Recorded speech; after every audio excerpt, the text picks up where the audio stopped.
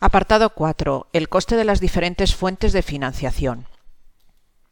Una vez que hemos visto, hemos analizado cuáles son las fuentes de financiación a disposición de la empresa, ahora lo que nos interesa es calcular el coste, porque recordad que el objetivo final de este tema era determinar el coste medio ponderado de todos los recursos financieros, lo que denominábamos el coste del capital en el segundo apartado, porque es lo que nos va a determinar, en primer lugar, cómo conseguir el objetivo de creación de valor para el accionista mediante la minimización del coste, y en segundo lugar porque nos va a determinar la rentabilidad mínima que exigimos para que nuestros proyectos sean rentables, como digamos el límite, ¿no?, de rentabilidad que podemos obtener, el mínimo rentabilidad que podemos obtener para que cree valor, un proyecto de inversión cree valor para el accionista. Entonces lo que vamos a ver es el coste de dos grandes fuentes de financiación en general, lo que es la financiación ajena, y siempre a largo plazo, evidentemente, porque estamos ante decisiones financieras a largo plazo, y luego es el coste de la financiación propia, de lo que es el patrimonio.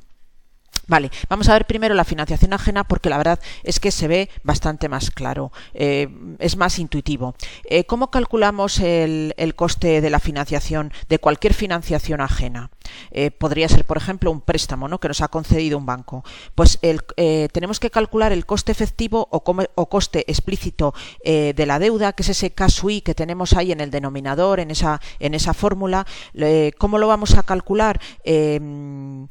Como realmente lo definimos como una tasa interna de rendimiento, es decir, nosotros lo vamos a hacer a través de la hoja de cálculo, a través de lo que es la función financiera TIR, en el que vamos a igualar el dinero recibido por una institución financiera o por los acreedores, que es su P0, pero teniendo en cuenta cualquier comisión o gasto, ¿no?, el dinero recibido por esa financiación, teniendo en cuenta cualquier comisión o gasto, e igualándolo a todos aquellos pagos efectivos que tengo que hacer como consecuencia de ese dinero que me han dado, que será, en el caso, por ejemplo, del préstamo, el pago de interés anual, que serían, o cupones en el caso de un empréstito, que es lo que aparece en el numerador, y en el último año o en años intermedios, depende de cómo sea la amortización, la devolución del principal. De tal manera que tengo que igualar entonces el dinero recibido neto de cualquier gasto o comisión, que es lo que es P0, y todas las salidas que me va a generar o los pagos que me va a generar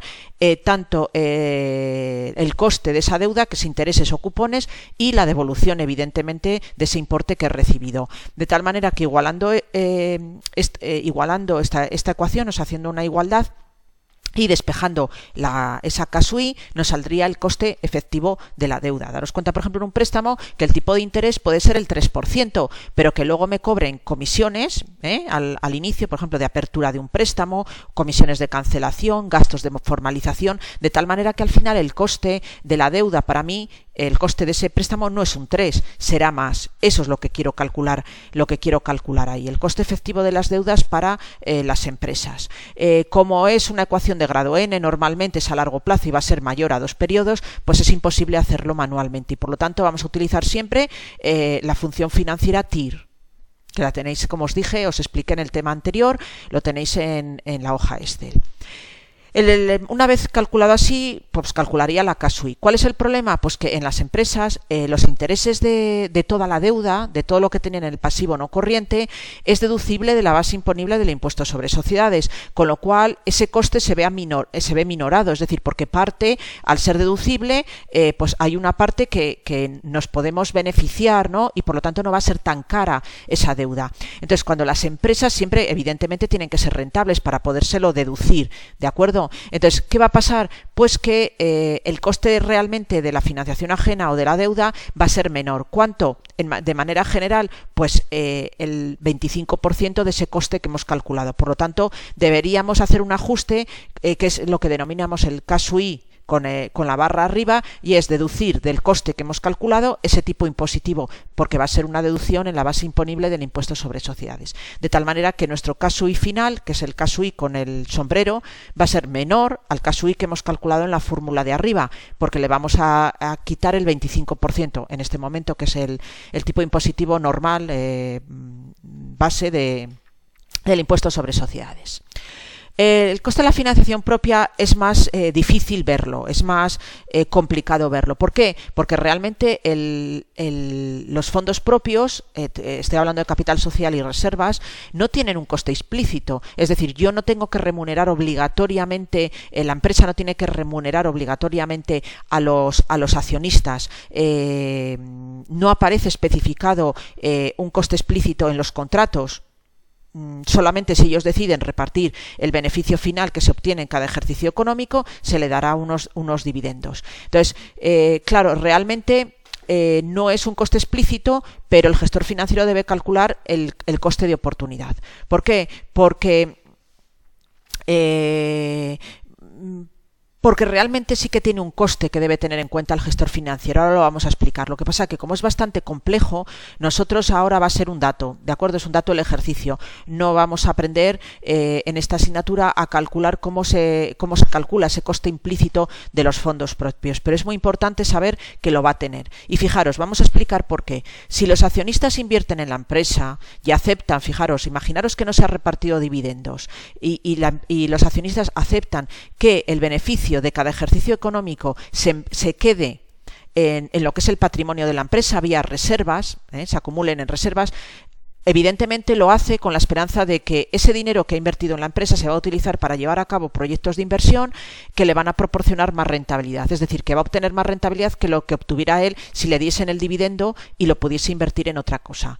Porque evidentemente si el accionista pensase que él va a obtener más rendimiento por los dividendos, pues exigiría que se le repartiesen los dividendos y no dejarlo como reservas.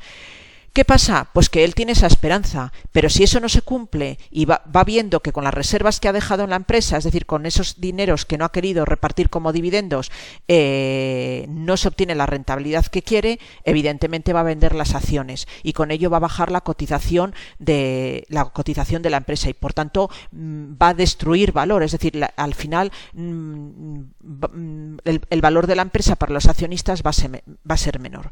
Por eso se define ese coste de la financiación interna, de la financiación propia o coste de oportunidad como el tipo de rendimiento interno que la empresa ha de obtener por la parte de la inversión financiada con fondos propios para que se conserve sin cambio la cotización de las acciones de la empresa.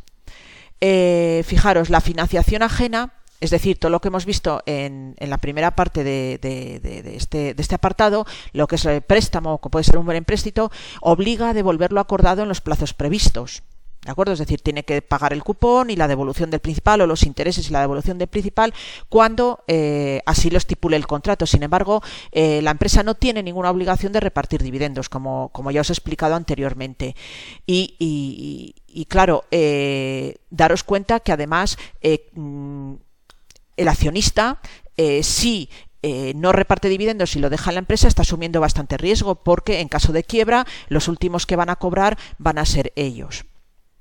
Entonces, si sucede todo esto, es decir, si ellos no obtienen de esas reservas que han dejado en la empresa la rentabilidad esperada o están asumiendo además un riesgo, ¿no?, en el caso de disolución de la sociedad por una quiebra, pues evidentemente los accionistas no estarán contentos y venderán sus acciones. ¿De acuerdo? Entonces, evidentemente esto es un coste para la empresa, un coste implícito que deberemos tener en cuenta a la hora de valorar el coste del capital.